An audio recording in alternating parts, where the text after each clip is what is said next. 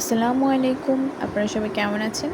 আজকে আমি আপনাদের সাথে শেয়ার করব টমেটো দিয়ে লইট্টা শুটকির ভর্তা। তো আমি এখানে প্রথমে লইট্টা শুটকি নিয়ে নিয়েছি।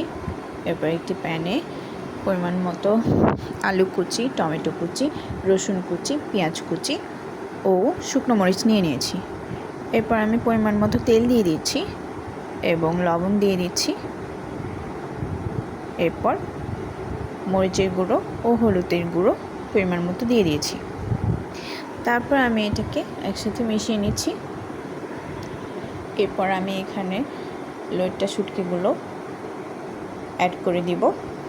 তো লইট্টা শুটকিগুলোকে আমি অনেক সুন্দর করে ভালো করে গরম পানি দিয়ে পরিষ্কার করে নিয়েছিলাম। তো আমি এখানে লইট্টা শুটকি এবং অন্যান্য উপকরণগুলো একসাথে তেলে ভালো মতো ভেজে নেব।